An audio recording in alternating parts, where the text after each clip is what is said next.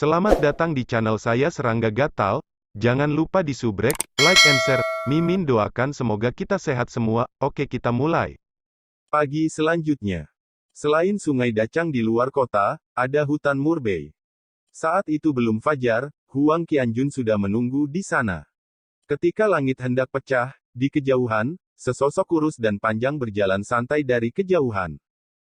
Kemeja biru itu seperti batu giok, acuh tak acuh terhadap debu. Itu adalah Su Yi. Saudara Su. Huang Qianjun segera tersenyum dan menyapanya dengan cepat. Di tangannya, dia juga membawa kotak makanan kayu bunga pir yang indah dan sepanci anggur tua yang panas. Kamu belum makan. Ini sup tulang dan sarapan yang kuminta pada juru masakku. Panci anggur ini berusia 30 tahun di gudang anggur ayahku. Huang Qianjun berkata sambil tersenyum. Su Yi tertegun sejenak, dan berkata, singkirkan ini untuk saat ini, dan tidak akan terlambat untuk menikmatinya setelah aku menyelesaikan latihanku. Berbicara, dia telah berjalan ke hutan Murbei dan berlatih teknik penempaan tubuh bangau pinus. Huang Qianjun sedang menunggu tidak jauh. Dengan matanya, dia hanya bisa melihat bahwa latihan yang dilakukan Su Yi sangat bagus, tetapi dia tidak bisa memahami misterinya sama sekali. Jadi terlihat sangat tenang, apalagi kaget saat Xiao Tianque dan Zijin melihat pemandangan ini. Itu 1 jam setelah Su Yi menyelesaikan kultivasinya. Huang Qianjun buru-buru membuka kotak makanan, mengeluarkan kaldu tulang dan sarapan, dan meletakkannya di permukaan batu di hutan, lalu membuka panci berisi anggur tua dan mulai menuangkannya. Su Yi juga diterima, duduk di sisi batu sesuka hati, sambil mengangkat sumpitnya untuk menikmati. Dia berkata, apakah kamu tahu mengapa aku membuatmu menunggu di sini hari ini? Huang Qianjun menggelengkan kepalanya dan berkata, aku juga memikirkannya, tapi aku tidak bisa memikirkannya. Dalam setengah bulan, perjamuan gerbang naga akan dimulai. Karena kamu mengikutiku sekarang, tentu saja kamu tidak bisa membiarkan kamu berperilaku terlalu buruk ketika menghadiri perjamuan gerbang naga.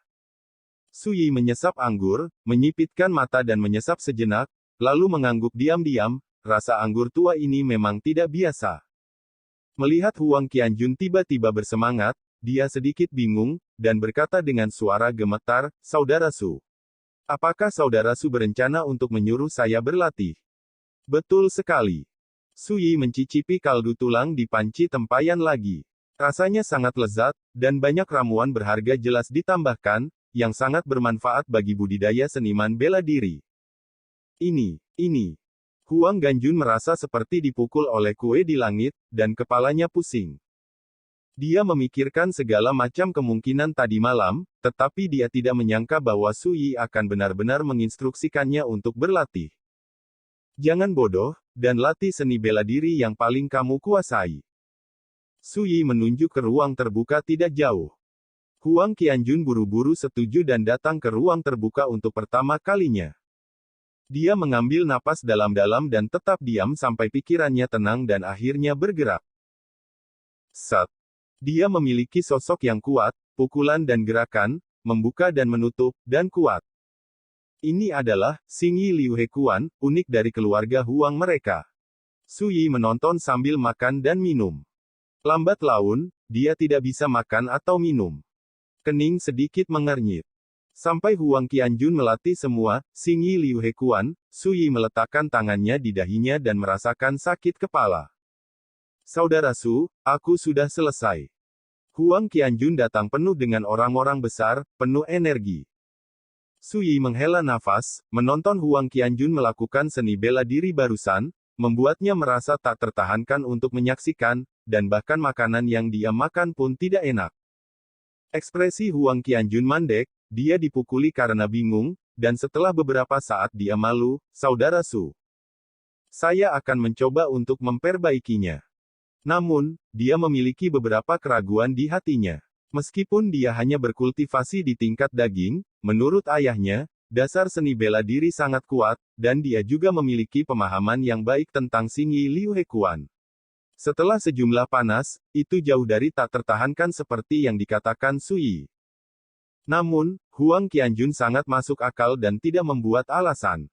Namun, melihat Su Yi berdiri langsung, datang ke ruang terbuka, dan berkata, apa itu bentuk dan makna? Baik bentuk maupun makna. 1 inci dulu. Berbicara, sosok Sui bergerak tiba-tiba, dan itu adalah Xingyi Liu Hekuan, unik dari keluarga Huang. Dan saat bergerak, melangkah seperti bajak, dan menetap seperti akar. Sosok itu kaku tetapi tidak kaku, lembut tetapi tidak lunak, dan kekuatannya melar dan kokoh. Murid Huang Qianjun tiba-tiba menyusut, pikirannya bergetar, ini. Ingat, inti dari metode tinju ini terletak pada 4 karakter, bentuk dan makna sebagai satu. Dengan cara ini, virtual dan nyata hidup berdampingan, kekerasan dan kelembutan digabungkan, dan gerakan dan keheningan cocok. Setiap kali Anda meninju, itu seperti mengangkat palu dan memukul genderang langit. Ketika momentum dilepaskan, itu akan menghancurkan bumi dan menghancurkan jiwa. Dari kejauhan, Anda dapat melihat bahwa ketika Sui meninju, itu seperti mengangkat gunung untuk mengguncang gerbang surga, dan itu seperti palu raksasa yang memalu genderang surgawi. Itu hanya dari kejauhan, itu mengesankan. Apakah ini Xingyi Liu Hekuan dari keluarga Huang saya? Huang Qianjun terkejut, hampir menggigit lidahnya, matanya berkeliaran. Bahkan teknik tinju yang dipraktikkan ayahnya jauh dari momentum dominasi yang menghancurkan bumi ini. Setengah suara. Sui menerima pekerjaannya dan tenang. Apakah kamu mengerti? Dia bertanya. Huang Qianjun lamban sejenak, lalu berkata dengan malu, Saudara Su, saya mengerti sedikit, tetapi saya tidak dapat memahami esensinya. Suaranya semakin kecil, dan kepalanya semakin menunduk. Dia hanya fokus pada keterkejutan, bagaimana dia bisa menghargai keajaiban itu dengan serius. Anak ini tidak sebagus jiwa terendah King Wan. Sui menggelengkan kepalanya diam-diam. Setelah memikirkannya, dia mematahkan cabang murbei dan menulis di tanah berpasir.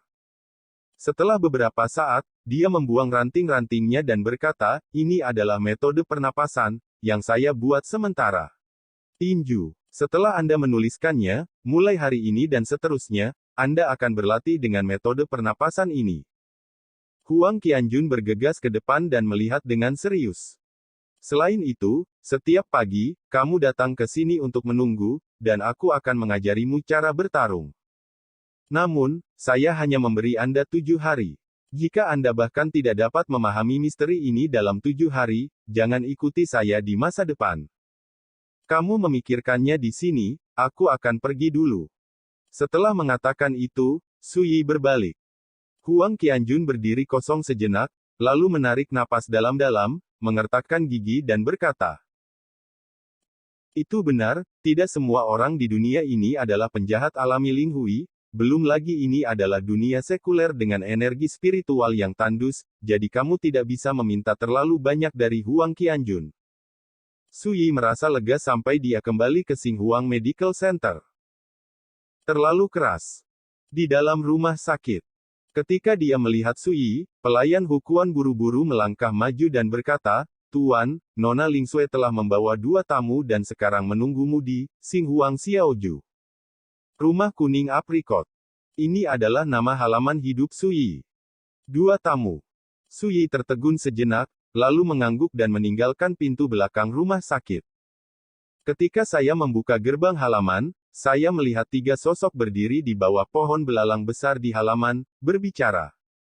Salah satunya adalah Wenling Snow. Gadis itu mengenakan gaun hijau aqua hari ini, menguraikan sosok anggun dan ramping, seperti air terjun sutra biru yang diikat menjadi ekor kuda, memperlihatkan leher angsa yang ramping, berdiri di langit, kulit putih salju yang lembut dari cahaya lembut, cantik dan cerah, penuh masa muda. Sejak perjamuan ulang tahun terakhir berakhir, dia dan adik iparnya tidak bertemu selama 7 hari.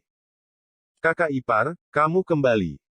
Ketika dia melihat Sui, Wen Lingsue tersenyum kaget, bulu matanya melengkung, matanya yang indah seperti air, dan dia melambaikan tangan kanan yang menggertak Sai Sue untuk menyapa. Bahkan suaranya ceria dan manis. Sudut bibir Sui sedikit terangkat, dengan sedikit senyuman, menghadap gadis cantik yang begitu ceria dan ceria, bagaimana mungkin seseorang tidak merasa bahagia. Namun, ketika dia melihat pria dan wanita di samping Wen Lingsue, Sui sedikit mengernyit, dan senyum di bibirnya sedikit memudar. Kakak Su. Wanita itu berbalik dan menatap Sui dengan mata yang rumit. Mengapa kamu di sini? Ekspresi Sui acuh tak acuh, tetapi dia mengingat kenangan yang terkait dengan wanita ini di benaknya. Bayangan Selatan. Di antara murid luar rumah pedang King He, dia adalah satu-satunya gadis yang dulu memiliki hubungan dekat dengannya. Pada saat itu, dia belum membangkitkan ingatan akan kehidupan masa lalunya, menarik diri dan murung, dan hanya memiliki sedikit teman. Penampilan Nanying memberinya kenyamanan luar biasa. Mereka telah bersama selama 3 tahun. Meskipun dia tidak pernah mengidentifikasi dirinya sebagai pasangan, itu tidak berbeda dari pasangan di mata orang luar. Tapi karena basis kultivasinya tiba-tiba menghilang dan dia menjadi murid yang ditinggalkan dari rumah pedang King He, Nanying menghilang dan tidak pernah muncul dalam hidupnya. Sampai dia bergabung dengan keluarga Xian Wen, untuk waktu yang lama, dia masih sangat sedih dan tidak bisa melepaskannya. Berkali-kali dia ingin menemukan Nanying dan bertanya mengapa dia begitu tidak berperasaan. Dapat dikatakan bahwa perasaan untuk Nanying sudah lama seperti simpul di hati saya. Setiap kali saya memikirkannya, saya akan merasa tertekan dan sedih. Namun, setelah membangkitkan ingatan kehidupan masa lalu, semua ini secara alami akan berbeda. Tapi Sui tidak menyangka wanita ini akan muncul saat ini. Untuk apa dia di sini? Aku bersama kakak senior Ni Hao kali ini, mengikuti sisi paman senior Zhou Huaiqiu untuk berlatih di dunia. Ketika aku melewati kota Guangling kemarin, aku mendengar sesuatu yang berhubungan dengan kakak senior Su, jadi aku ingin bertemu denganmu. Nanying dengan ringan menggigit bibir cerinya, jejak kesedihan muncul di antara alisnya, aku merasa kasihan. Saudara muda Su. Di kedalaman matanya, ada ketidakpedulian dan penghinaan yang samar. Jelas, sapaan itu juga karena kesopanan, bukan rasa hormat terhadap Sui. Ni Hao. Sui juga tidak asing. Ketika dia menjadi kepala pedang gerbang luar rumah pedang King He, Ni Hao sudah menjadi sosok terkenal di antara murid-murid halaman timur gerbang dalam rumah pedang King He. Meskipun mereka saling mengenal, mereka tidak memiliki banyak tumpang tindih. Sui tidak peduli dengan ketidakpedulian dan penghinaan yang dia ungkapkan secara tidak sengaja. Sekarang kamu telah melihatku, tidak ada yang lain, kamu dan Ni Hao bisa pergi. Sui berbicara dengan tenang dan mengeluarkan perintah untuk mengusir para tamu. Nanying terkejut, seolah-olah dia tidak percaya bahwa kata-kata tidak sopan ini datang dari mulut Sui. Setelah hening sejenak, dia berkata dengan nada meminta maaf kepada Ni Hao, kakak senior, bisakah kamu membiarkan aku dan Sui berbicara sendiri? Oke, jangan lama-lama, Tuan Zhou masih menunggu kita di rumah Li. Ni Hao mengangguk, langsung mengabaikan Sui, dan berbalik untuk meninggalkan halaman. Sui mengerutkan kening, dan akhirnya memutuskan untuk mendengarkan apa yang dikatakan Nanying. Ling Sui, pergi ke kamarku dan tunggu. Dia berkata dengan lembut. Wen Ling Sui juga memperhatikan bahwa suasananya tidak benar, dia bersenandung, lalu berbalik dan berjalan ke kamar Sui. Di bawah pohon belalang tua, hanya Sui dan Nanying yang tersisa. Jika saya tidak datang, bagaimana saya tahu bahwa kakak senior Su, Anda telah jatuh ke tingkat seperti itu? Pada saat ini, dia seperti orang yang berbeda. Kepala pedang dari gerbang luar King He Sword Mansion pada masa itu sangat cantik. Tapi siapa yang berani percaya bahwa kakak senior Su sekarang memiliki reputasi yang buruk di kota Guangling, dan merupakan menantu dari rumah ke rumah? Hukum yang semua orang berani menertawakan. Nanying berkata sambil tersenyum, bagaimana, itu pasti tidak bagus, kan? Kamu di sini untuk melihat lelukonku. Sui mengangkat alisnya dan diam-diam memfitnah, dalam 3 tahun itu, bagaimana dia bisa menyukai wanita yang berubah-ubah dan berubah-ubah seperti itu? Iya, aku di sini hanya untuk melihat lelucon itu. Nanying tidak merahasiakannya, dengan nada sarkastik, saat itu di King He Jianfu, kamu adalah kepala pedang dari pintu luar, aku harus menyanjungmu dan menyenangkanmu di mana-mana, dan setiap kali aku melihatmu, aku harus melakukannya. Berpura-pura menyembah, kagum. Saya pikir jika ini terus berlanjut, ketika Anda berhasil menjadi murid batiniah, Anda dapat membantu saya dan memberi saya kesempatan untuk memasuki sekte dalam untuk berlatih. Siapa yang mengira sebelum Anda menjadi murid sekte dalam? Tapi pertama-tama menjadi pemborosan basis kultivasi. Berbicara tentang ini, dadanya naik turun, dan wajahnya yang menawan penuh dengan kebencian. 3 tahun kerja keras yang aku habiskan untukmu benar-benar hancur. Alis Sui yang berkerut berangsur-angsur rata, dan dia berkata dengan acuh tak acuh, jadi, ketika kamu bersamaku saat itu, kamu tidak pernah menggerakkan perasaanmu yang sebenarnya. Tentu saja. Nanying menjawab tanpa ragu, dia berencana untuk melihat wajah marah dan sedih Sui. Tetapi saya menemukan bahwa Sui selalu tenang. Sikap acuh tak acuh membuatnya sangat tidak nyaman. Tetapi segera, Nanying mendapatkan kembali ketenangannya, dan berkata dengan senyum manis, tapi untungnya, setelah Anda menjadi sia-sia, saya menemukan kesempatan untuk bersama kakak senior Ni Hao. Dia adalah murid dari halaman timur gerbang dalam, dan sosok yang mempesona di Istana Pedang King He. Bahkan kamu, saat itu, bahkan tidak layak untuk membawa sepatu ke kakak senior Ho Hao. Dan dengan bantuannya, aku memasuki pintu dalam untuk berlatih setengah tahun yang lalu. Dengan statusku saat ini, itu jauh dari sebanding dengan menantu sampah sepertimu. Semakin dia berbicara, semakin bangga dia, jelas untuk merangsang dan mempermalukan Sui dengan sengaja. Yang mengejutkannya, ekspresi Sui tidak berubah sedikit pun, dan dia tenang. Kamu tidak punya apa-apa untuk dikatakan. Nanying tidak bisa membantu tetapi berkata. Sui berkata dengan santai, aku hanya merasa kasihan pada Ho Hao, dia hanya alat yang kamu gunakan, dan ketika kamu memeluk pahamu yang lebih tebal di masa depan, kamu pasti akan menendangnya. Nanying tertegun sejenak, lalu tiba-tiba tersenyum dan berkata, Sui, aku tidak pernah berpikir bahwa kamu telah menjadi jauh lebih pintar sekarang, kamu benar, tetapi aku tidak akan mengakuinya sekarang. Sui mengangguk dan berkata, dapat dimengerti. Kamu mengerti sial. Nanying mencibir, jika Anda tidak menunda saya selama 3 tahun, mengapa saya menjadi murid batin setengah tahun yang lalu? Sui menghela nafas dalam hati, dalam 3 tahun itu, dia benar-benar buta. Wanita ini lebih dari pelin-pelan, dia adalah bajingan yang akan melakukan apa saja untuk naik ke puncak. Setelah memikirkannya, Sui berkata dengan serius, pendekatan Anda dan pemerintah kota masih belum baik, karakter yang sangat kuat tidak akan seperti Anda, untuk melampiaskan beberapa keluhan tahun ini, semua keburukan di hati Anda akan diambil, disingkap. Bahkan jika kamu adalah dewa seperti lotus putih, kamu harus membuat gerbang lengkung yang indah.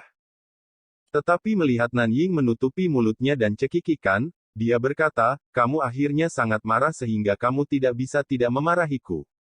Biarkan aku memberitahumu, di mata orang lain, aku lembut dan pendiam, murni seperti batu giok, dia perhatian, dan bahkan beberapa tetua sekte sangat menyayangiku.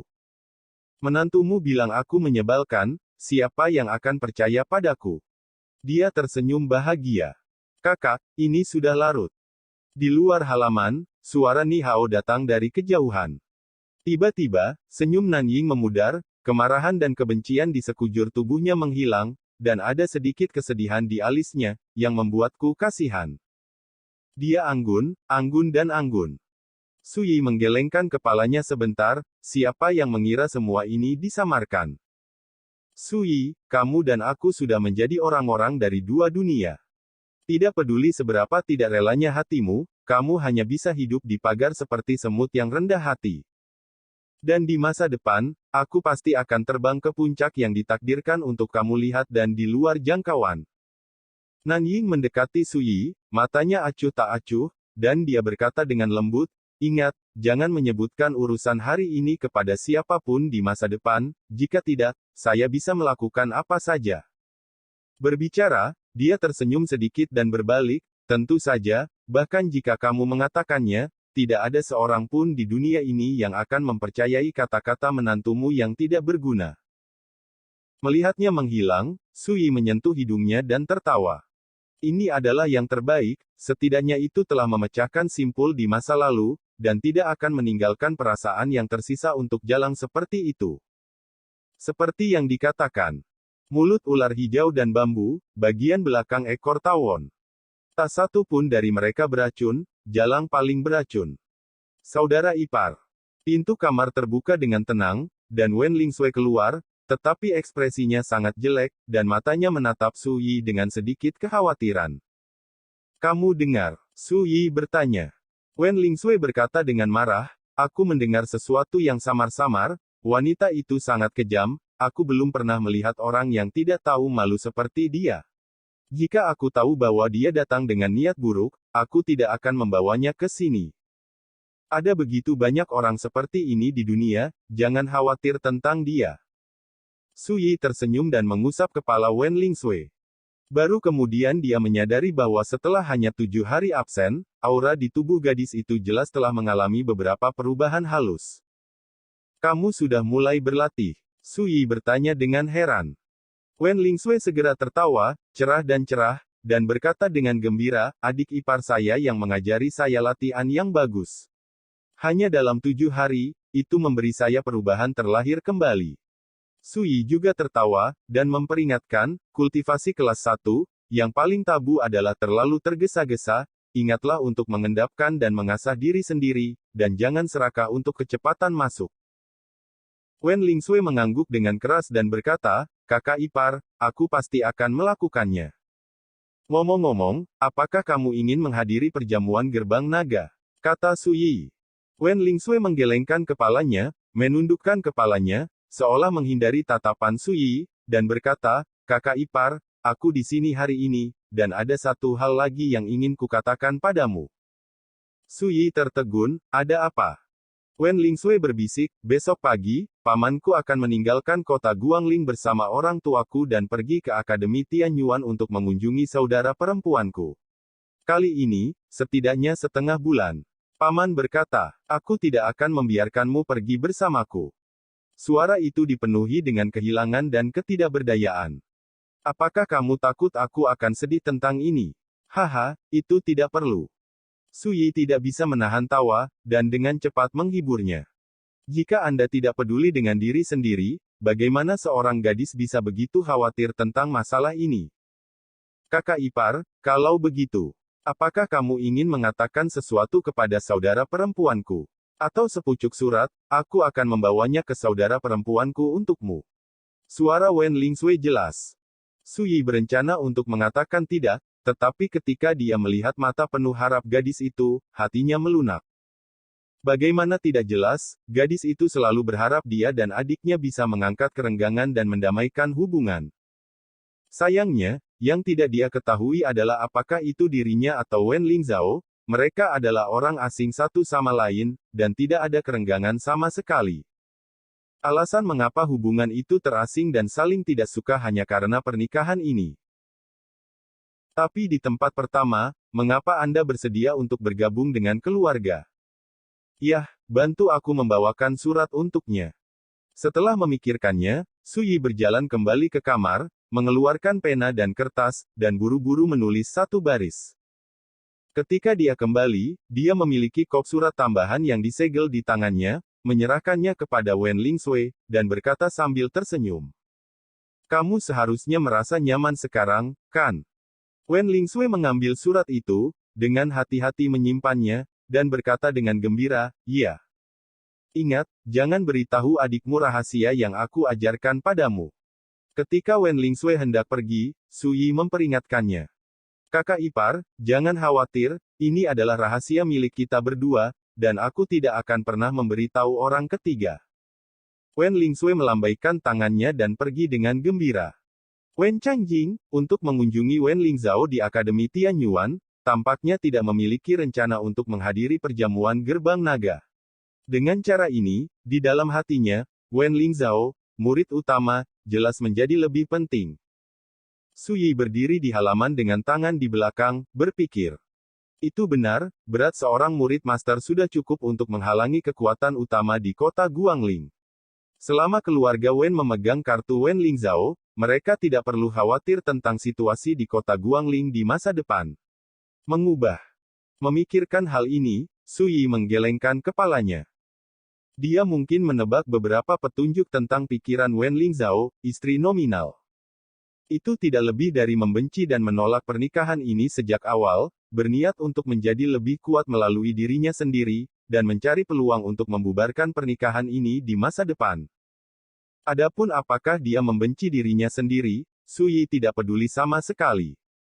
Sebaliknya, dia berharap agar pihak lain segera membubarkan pernikahan, agar tidak membiarkan dirinya melakukannya sendiri. Pada saat ini, suara pelayan Hu Quan tiba-tiba terdengar di luar gerbang halaman. "Tuan, ada tamu yang berkunjung."